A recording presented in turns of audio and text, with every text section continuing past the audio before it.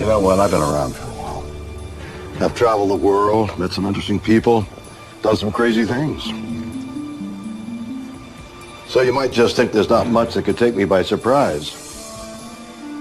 You'd be wrong. The world is full of stories and science and things that amaze and confound me every single day. Incredible mysteries that keep me awake at night. Some I can answer. Others just defy logic. A man beats incredible odds and cheats death. He's struck by lightning 6 times, yet lives. Is he a human lightning rod? A small child freezes solid in sub-zero temperatures, clinically dead for 2 hours. She amazingly survives. How is this possible? Beneath the Pacific Ocean, mysterious discovery threatens everything we believe about our nation's history. Did Chinese explorers reach American shores years before Columbus? Yep. It's a weird world, and I love it.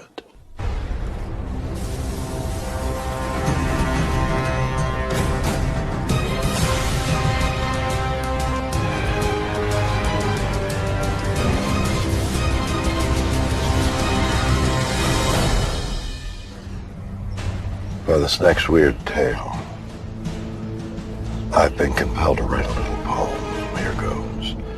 Lightning strikes fear in the heart. With its silver forked skies all pealing with thunder.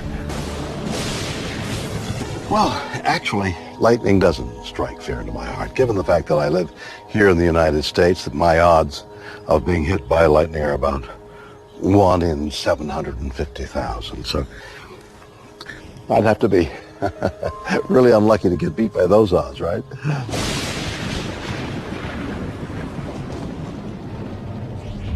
46-year-old Carl Mize may be the unluckiest person on Earth. The Oklahoma resident has been struck by lightning more than once.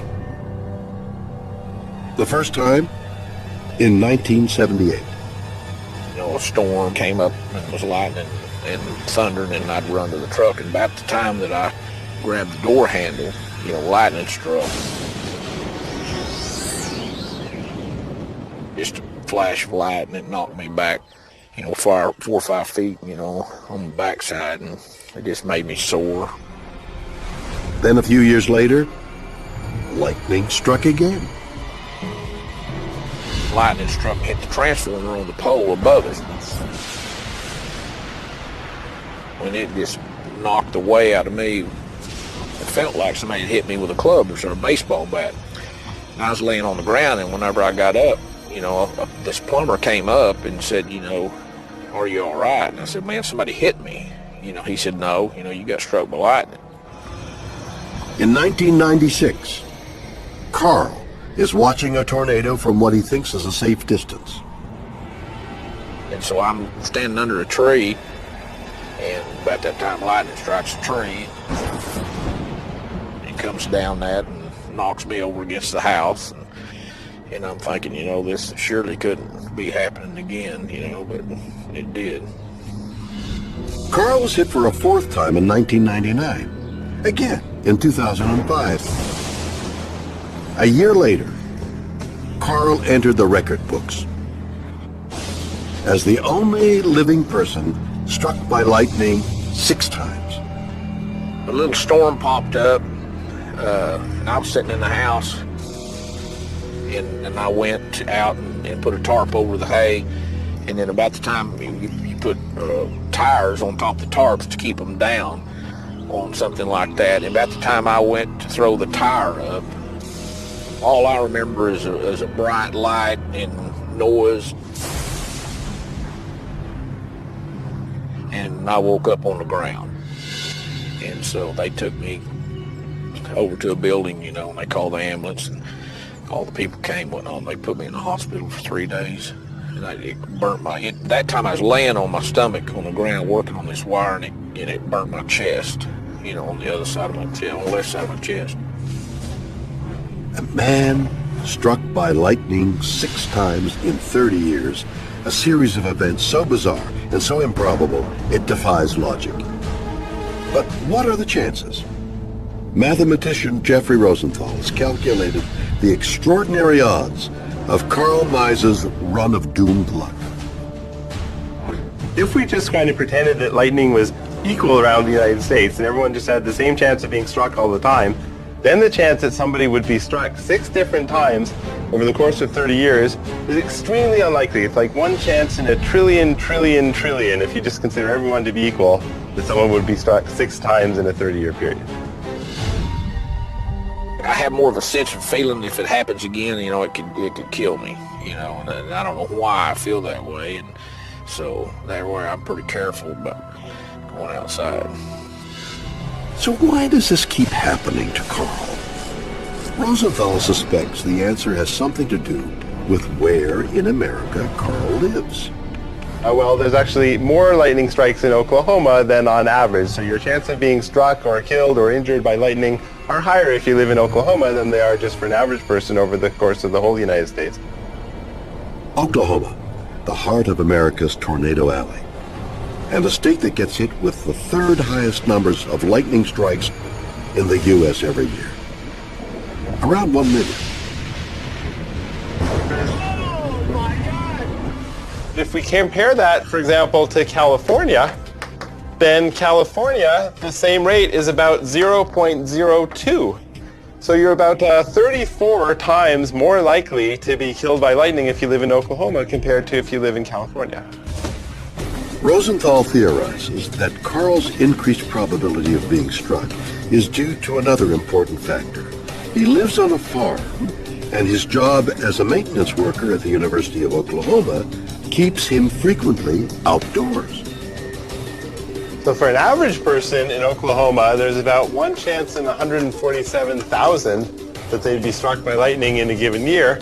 But Mr. Mize, well, he apparently worked outside a lot and maybe spent about 80 times as much outside in his work life as the average person. So if we think about it that way, then we can say that this works out to his chance of being struck by lightning in a given year is about 1 chance in 1,800. So what are the chances Carl will be struck again? Let's do the math. The probability of an Oklahoman being hit by lightning is, let's see, the population divided by average number of strikes, giving the U.S. a 1 in 470,000 chance. And then we divide this again by the fact that Carl Mize is approximately 49 years old, and the average U.S. male lives to 76, giving Carl 27 years left. And we factor in his job and lifestyle, and we discover the chances of Carl being hit is 1 in 5,450. Or pretty low, so I think Carl can relax. But then again, the dude was hit by lightning 6 times, so maybe Carl, from now on, please stay indoors. Combining factors, including lifestyle and location, reveal Carl is many times more likely to be struck by lightning than your average person. But can probability alone really explain why Carl has been struck 6 times? Or could there be something special about Carl that makes him attract this deadly natural force?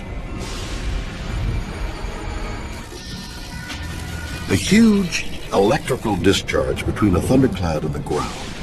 Lightning is a massive version of the electrostatic spark given off when you touch a door handle. Each lightning bolt has as much energy as a ton of TNT.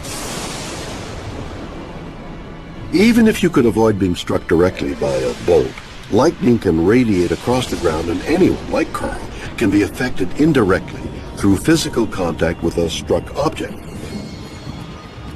suffering third-degree burns, ruptured eardrums, and even death, caused by a disruption of the nervous system. and stopping the heart. Now, let's have ourselves a little Ben Franklin moment. When a lightning bolt bursts out of a thundercloud, it releases a massive amount of electrical energy into the air. Metal objects act like an antenna for this electricity, basically pulling in the excess energy that's in the air. And that's why if you're holding metal or just near metal, you're directing the charge of the lightning bolt straight to you, causing you to be electrocuted, even if you're never directly struck by lightning.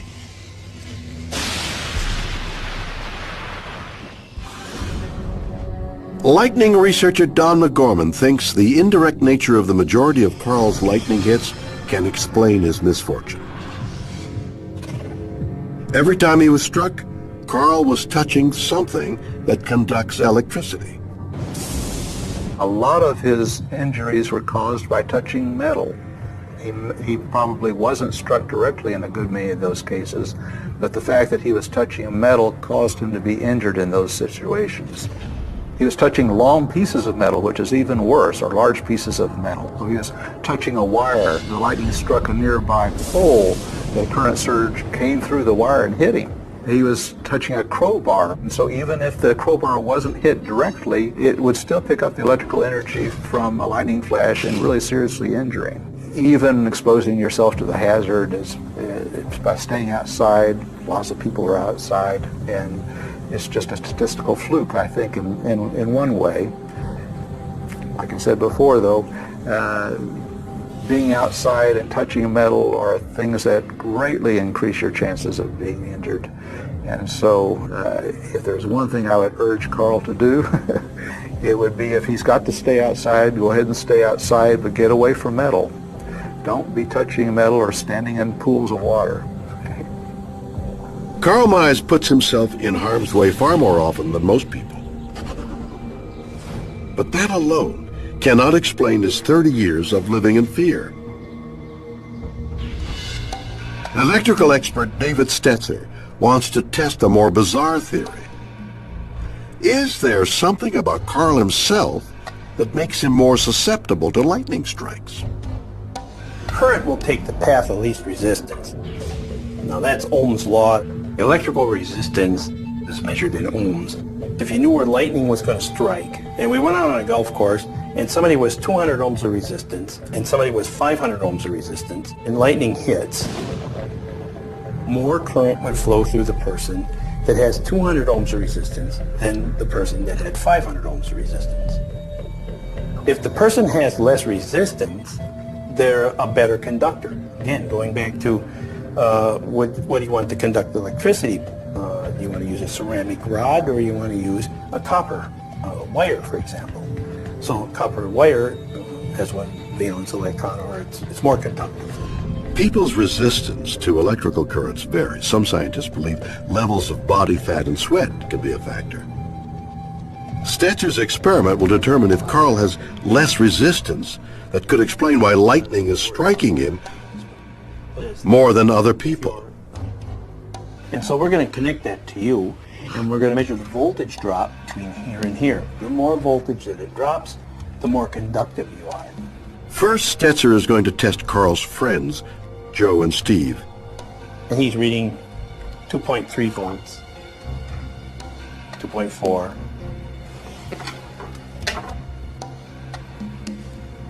Almost 4 volts. But what about Carl's You ready? Here we go. And you can see the number drops down to 1.9 volts. Amazingly, Dave's test has revealed that Carl does indeed have greater conductivity than normal. But Don McGorman, one of the world's leading experts on lightning, is skeptical about the findings. There's very little about a person that could make them more likely to be struck. Even if they're a little more conducting, that's a really, really small influence on where a lightning flash hits, because a lightning flash is coming down from miles up in the atmosphere, and it's finding its way down to the ground, and why it hits a particular patch of ground is really a statistical process. It's the chance of any one piece of ground being hit, if you look at the probability ahead of time, is really, really small. It seems the reason Carl's been repeatedly struck by lightning can be traced to several factors. Where in America he lives, his outdoor lifestyle, his proximity to conductive materials, and sheer bad luck. But one question remains shrouded in mystery. How has Carl survived almost completely unscathed? Mathematician Jeffrey Rosenthal continues to grasp at a simple, logical answer in a story that seemingly defies reason. So you actually have even a little better than a 50-50 chance of surviving, even if you did get struck 6 times. So by comparison, if you flip a coin, you have a 50% chance of heads. So the chance of getting heads 6 times in a row would then be a half multiplied by itself 6 times, which is 1 chance in 64, or just about 1.5%. So it's much less likely that you'll get 6 heads in a row than that you'll survive 6 major lightning strikes in a row. According to Rosenthal, the odds of Carl's survival are around 1 in 5,000. But the fact remains, this is a man struck by lightning a world-beating 6 times. Is that weird or what?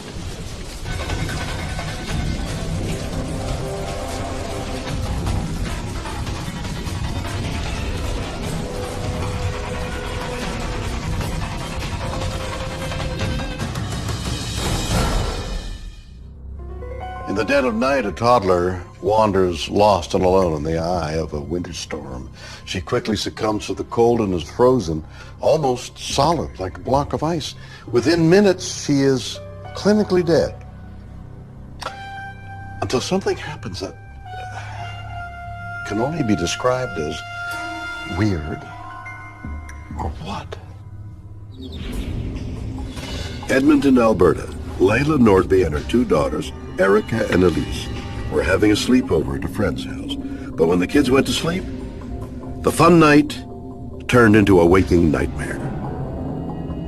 Erica was next to the wall, and sometime through the night she shimmied down the wall and basically got out of bed and went exploring. Layla woke at 2 a.m. when she saw her little girl had vanished. She panicked. I went all around the room. I went downstairs. I went into the playroom. I went everywhere, and Erica was gone.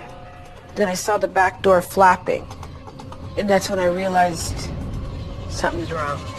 And then that's when I started panicking. Erica had managed to get into the backyard wearing only a t-shirt and a diaper. The temperature was a minus 11 degrees Fahrenheit with a vicious wind chill. When I went outside and I looked over to the left, you could see these little footprints and you could see the trail. So I followed that little trail. It was only about 12, 13 feet, but it felt like it was longer. And at the end there I found Erica. Succumbing to hypothermia, Erica's heart had stopped beating.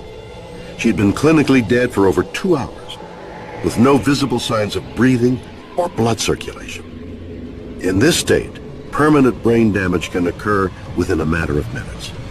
So I had no idea what I was in for. I didn't even know that there was a way to help her. I didn't know that there was nothing. When paramedics arrived, they found a distraught mother with her child almost frozen solid. When the paramedics took her from my arms, and they made a big clunking sound when they put her on the table, I really thought my daughter was not going to make it. But remarkably, they detected faint signs of life. All I can remember is one paramedic saying, "We got a pulse, let's move her." And they moved her quick. Arriving at the hospital, Erica's internal body temperature was 60 degrees Fahrenheit, nearly 40 degrees lower than normal, and far colder than any previous patient had survived. we're talking about at least an hour and a half. So by that point in time, I think we still knew that there was a chance, but our fear is that the chance of either her pulling through alive or the chance of pulling through without significant brain injury was getting smaller and smaller. So not so small, not that it wasn't worth trying, but clearly by the time we were hitting the intensive care unit, we were getting very worried that as to if we got her back, how badly injured she was going to be. Dr. Alan DeCane battled to get Erica's core temperature back to 98.6 Fahrenheit. The problem always ends up being up front trying to be able to predict whether or not this is going to be the one kid that ends up getting through. And I think what we end up doing, you throw everything at that child, use all of your expertise, all the equipment, all the personnel that you have. It's long odds, but you do what you can to hopefully get that 1 in 1,000 through. Incredibly, the team was able to get the toddler's heart beating and her lungs working again. Despite suffering severe frostbite on her fingers and toes, requiring skin grafts, Erica was saved, brought back from the dead. But this is not the first time a human has recovered from extreme cold core temperatures. In October 2006, a Japanese rock climber got lost for 23 days on Mount Rokko, Japan. When found by rescuers, his organs had failed, his core temperature was 71 degrees Fahrenheit. But he made a full recovery. How could this be possible? Like the doctors tell me that it was like an animal going into hibernation, and it basically going unconscious, and it kind of helped me to deal with it, that subconsciously we're all like some kind of animal. Did Erica's body somehow do the impossible and go into some form of life-saving hibernation? Dr. Giesbrecht has spent over 20 years studying the effect of cold on the human body. Hibernation is an intentional decreasing of temperature and metabolic rate and oxygen consumption. Everything still works, just at a slower rate at a lower temperature. Humans are not designed to do that. We're designed that throughout our entire life, all year round, we operate at a normal core temperature. The only reason that we ever get low temperature is not because we allow it, which is what hibernation is.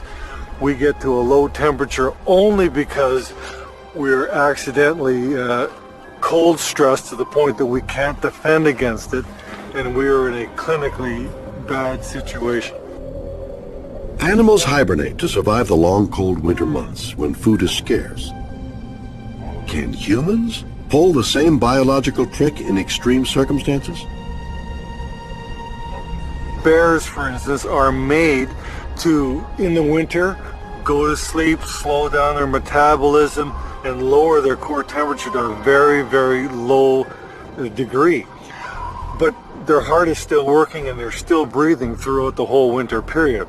But unlike a hibernating bear, Erica was found in a state of near cardiac arrest. We are made to live our whole lives at a core temperature around 98.6 or 37 degrees Celsius. When a human becomes severely hypothermic and they become clinically dead, their heart's not working, they're not breathing, that is not hibernation. That's clinical death. So was Erica's hypothermic state mistaken for hibernation? Hypothermia occurs when the body's core temperature drops below normal. A drop of a mere 3 degrees causes shivering and lethargy.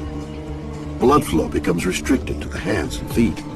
A drop of 5 degrees can lead to a loss of coordination, slurred speech, and violent shivering. At this point, people become irrational and their pulse rate decreases. By the time the body drops to 86 degrees Fahrenheit, severe hypothermia has set in. A person looks dead and cellular processes cease. Before long, major organs begin to fail, causing clinical death. But how did Erica survive with a core temperature of just 60 degrees? Ironically, doctors believe the fact that Erica was so young, tiny, and fragile might have been what saved her. your heart's going to stop, you want your heart to be stopping when the organs are still full of enough oxygen and energy so that they're going to be able to work for a long time at a low metabolic rate while you're trying to restart the heart. Because all tissue requires less oxygen when it's cold, when you become clinically dead because of severe hypothermia, your tissue is actually preserved for a while. So you can go a longer period of clinical death than you could if you died when you were warm. Small children and babies, because of their body surface area, because of how large their skin is relative to their overall weight and overall size, they are exquisitely sensitive to losing heat and developing a very low body temperature very quickly. Did Erica's tiny size help save her life? If you cool down fast enough, what happens is that your organs, the function of them, it slows down. The metabolic activity, how much oxygen, how much energy they end up needing to survive, goes down to just a trickle of what the normal amount of energy and oxygen would be usually necessary to keep you alive. So what happened is that because she'd rapidly cooled down, it allowed her, even though her heart had stopped contracting and her heart wasn't pushing blood around her body, she had a much, much longer period of time where her organs were going to be able to survive without the heart pumping oxygen and nutrients. In normal conditions, the brain can be deprived of oxygenated blood for around 5 minutes before suffering irreversible damage. After around 10 minutes without oxygen, death is almost certain. Because extreme cold reduces the body's metabolic activity, the brain can survive unharmed for hours or even days on the reserves of oxygen and energy present when the body is rapidly cooled. This condition is called metabolic icebox and occurs when the core temperature drops below 86 degrees. We often have the question, how cold is too cold? And it's people like Erica who make the answer to that question very difficult. 20 years ago, we would have said that Erica could not survive, but then somebody treated her and she lived. So it's very, very difficult to say. We don't know the lowest limit. Erica's core temperature was 60 degrees Fahrenheit or 15 degrees Celsius. There used to be, limits of temperature. It's 20 degrees, body temperatures of 19 degrees, body temperatures of 18 degrees. It does keep on getting lower. 18 degrees Celsius is 64 degrees Fahrenheit. Until recently, doctors didn't attempt to resuscitate people with core temperatures below 68 Fahrenheit. Luckily for Erica, today, doctors work on a different principle. We basically tell physicians and anyone else who finds someone cold, you must try to revive a person almost no matter what. That's why we say you're never cold and dead until you're warm and dead. We end up trying to rewarm people if we think by the circumstances of where they had their cardiac arrest, we think that there is a significant chance that we're going to be able to resuscitate them. Basically, if someone is found cold and clinically dead, unless they have an obvious fatal injury or they're literally like a block of ice and cannot be moved at all, we say, because of people like Erica, try to revive them because you never know. Usually, doctors have to warm up hypothermia victims by filling their lungs with warmed air, injecting warm fluids, or by warming the blood through an external heater. Her temperature when she arrived was about 16 degrees. Her heart started working again at about 17 degrees. But Erica had one last surprise in store. A mysterious biological response the medical team simply cannot explain.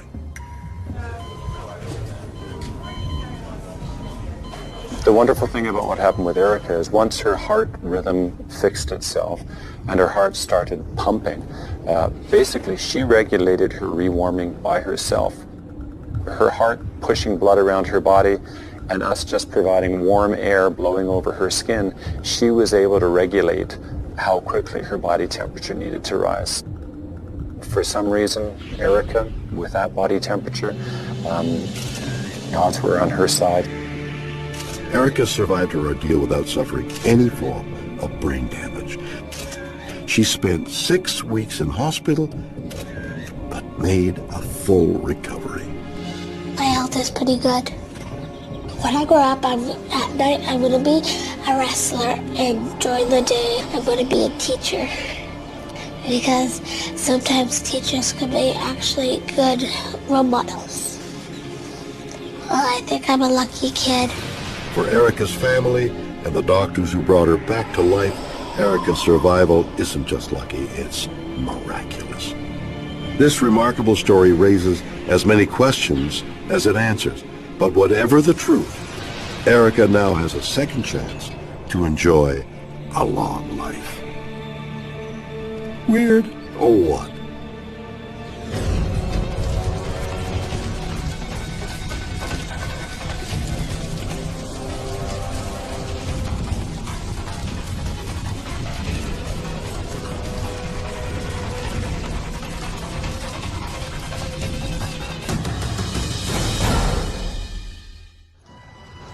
Who were the first foreigners to lay claim to what is now the USA? Well, most people would answer, thanks to Christopher Columbus, it was these guys, the Spanish. There's some evidence to suggest it was even these guys, the Vikings. But what if intrepid explorers from somewhere completely unexpected had really discovered America 100 years earlier than anyone else? Mysterious carved stones found off the coast of California threatened to turn history on its head. I've never seen anything like this. These stones could be proof that the Chinese beat Columbus to the New World. Bob Mustrow was scuba diving off Palos Verdes in Southern California when he made a strange discovery. I love to dive. It's a lot of intrigue. Every time you go, you don't know what you're going to see. You may see out here, you may even see a turtle. Every once in a while you do see them. You might see a shark out here. We'll be cruising along on scooters and this 7-gill shark comes right up and swims alongside of you. And you think, that's my buddy. No, that isn't my buddy. And it's just a lot of fun.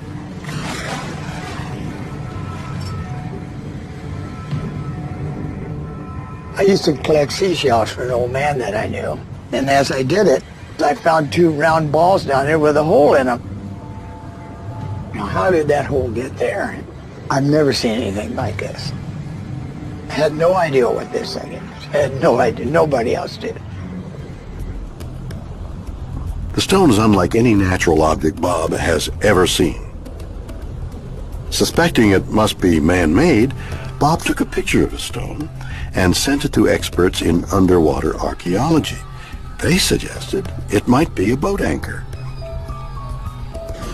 Stone was used as boat anchors for over 3,000 years. The ancient Egyptians, Greeks, and Romans all used stones with grooves or holes cut into them to secure their ships.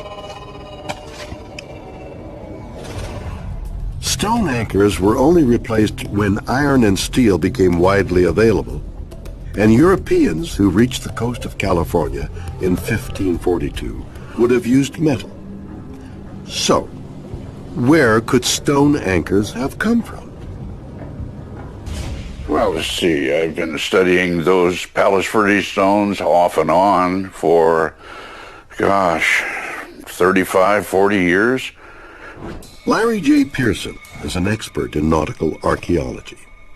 The stone anchor style, represented by the collection from Palos Verdes, is a traditional anchor shape or group of anchor shapes that have been used continuously since very early times in China. The Chinese began switching from stone to metal anchors around 600 years ago. If Bob's anchors are at least that old, it could change everything we know about American history. It could mean the Chinese beat Columbus by over 100 years. It's a controversial theory. There's a huge fringe element out there that would like to believe in the tooth fairy and everything, you know. Larry Pearson has another, less sensational theory. He thinks the rocks are from modern times. The most logical explanation for the presence of that assemblage at that location has to be 19th century Chinese fishing. Larry's argument is that modern fishermen use an old technology because stone is cheap and readily available. Chinese fishermen in the 19th century California were using stone anchors of a style that had been used for thousands of years in China. Bob isn't convinced that his stone anchors belong to 19th century immigrant fishermen. He claims that some as yet unrecovered anchors weigh thousands of pounds, way too big for the immigrant fishing boats to even carry. I think there's a couple out there that are 3,000 or 4,000 pounds, and I think the real big ones out in 60 feet of water, they got to be 4,000 or 5,000 pounds. He assembles a team to recover a giant anchor to prove his point.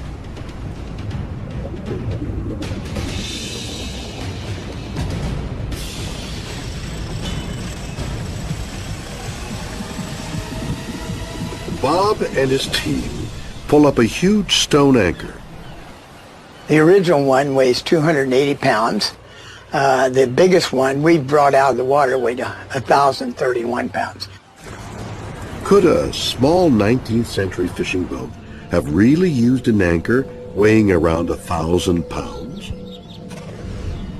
Amateur historian Dr. Shurlungli has spent years studying the stone, and he believes a far more incredible theory, that the anchors are from a massive fleet of ocean-going ships under the command of 15th century Chinese admiral and explorer Zheng He. I can tell you this much. Chinese knew more about the world in Zheng He's time than all the European cartographers did. In fact, the European world maps drawn 100 years later probably were all based on some of the fragmented information collected by Zheng He during his trips. Zheng He's fleet is known to have reached India, the Middle East, and East Africa. Some scholars believe he rounded the bottom of Africa and made it to the Atlantic.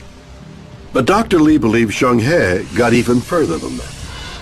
What Zheng He did was actually going west from China through the Indian Ocean, Atlantic Ocean, Pacific, and then head home. That's the route he picked. Lee believes the Chinese landed in the Carolinas, making contact with local Native American tribes. It's controversial, but if it's true, Lee's theory would mean the Chinese circumnavigated the globe before the Spanish and beat Christopher Columbus to America. Can such an incredible idea be real? One piece of evidence supports this, the so-called Zheng He map. It is said to be a copy of a 15th century Chinese sailing map which contains detailed descriptions of Native Americans. Does the history of America need to be rewritten? Historian Professor Jennifer Pirtle doesn't believe it. Chinese sailors had almost no experience in open water. We know, of course, that they have the astrolabe. They get this from the Persians during the time of Mongol rule. We know that they know about latitude and longitude because under Mongol rule there's a globe that's made by a Persian astronomer in 1267, which is gridded with latitude and longitude. So they know the world is round. But what they don't really know how to do is sail across empty blue water. Dr. Pirtle doesn't think the Chinese were capable of crossing oceans in the 15th century. They're used to sailing from one coastal landmark to the next one. And they also don't really know how to ride currents and wind patterns.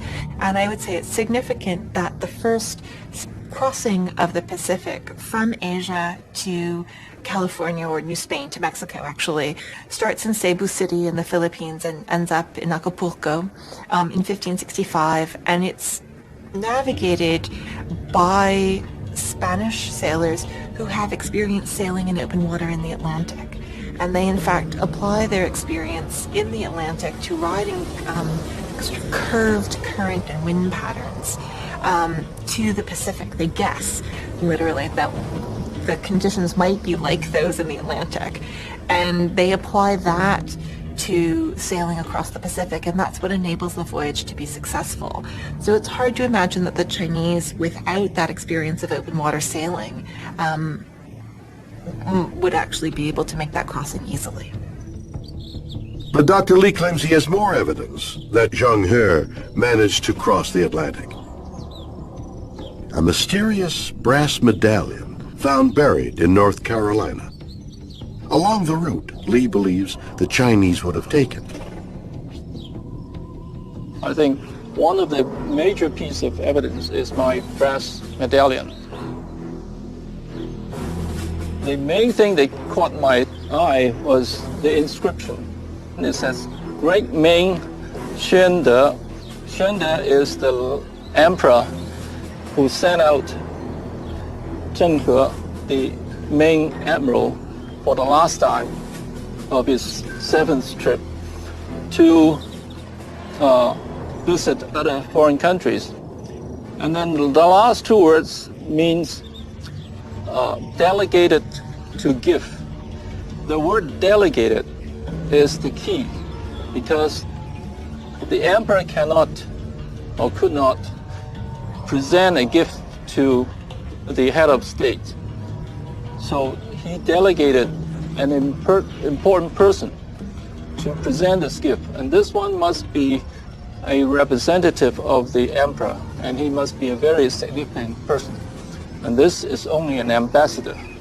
At that time, Zheng He is not only an admiral, but he also acts as the ambassador to visit the foreign countries. No one knows for sure how old the medallion is or where it came from. But to Dr. Lee, the exposure to Chinese culture and technology left other, indelible echoes on the Native Americans' way of life, language, and even the way they wore their hair. It is interesting, but Dr. Lee's theory is not supported by most experts in the field. Dr. Pirtle thinks it's strange that there are no Chinese records of Zheng He's alleged discovery. In a culture that was so good at documenting, recording not only text but pictures, so one would think that if the Ming had managed to reach North America, we would have some kind of textual record, and that record would have been transmitted either in manuscript copies or in print. One also might think we have an extraordinarily strong tradition in China also of printing not only text but images, so one would expect to find perhaps printed maps.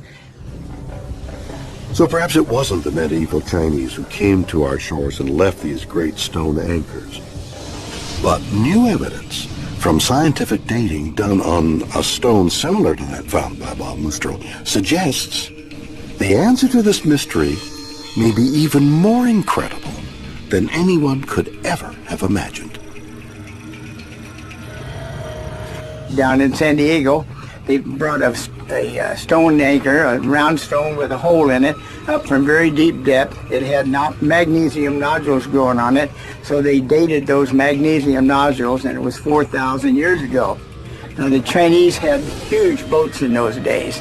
The boats were so large they had 1,000 crew members, and they had sail and paddle wheel and oars. The implications are enormous. An ancient civilization reaching America's west coast 4 millennia ago. People in Europe didn't even know the existence of Pacific Ocean. So this has to come from Asia, and most likely from China. So that's my conclusion. And that's amazing. I think it's really, really fantastic. We discovered these stones. We're inquisitive about it. I've always been that way in my life, and I want to find out what they are before I pass on. We got to hurry. The origins of the huge sunken stones remain a mystery. Are they discarded anchors? Did they belong to 19th century fishermen? Or did a medieval Chinese admiral set foot on American soil generations before the Europeans? Weird or what?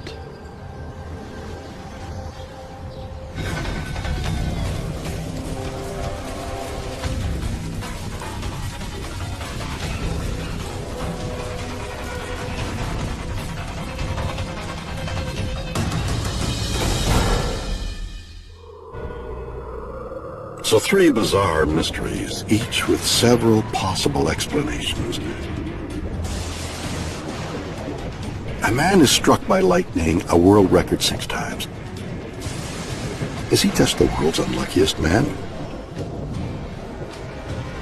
Can mathematics explain his run of doomed luck? Or is there something special about his body that might actually attract lightning? A child freezes almost solid on a harsh Canadian winter night. She is clinically dead for hours, yet survives. Did her body go into some form of human hibernation? Did the fact she was just a tiny toddler actually help save her? And in America's coastal waters, huge sunken stone objects suggest the extraordinary. Are they anchors left by a fleet of medieval Chinese ships? Is this proof another civilization reached California before the Spanish? You decide. Join me next time for more stories that will undoubtedly be weird or what?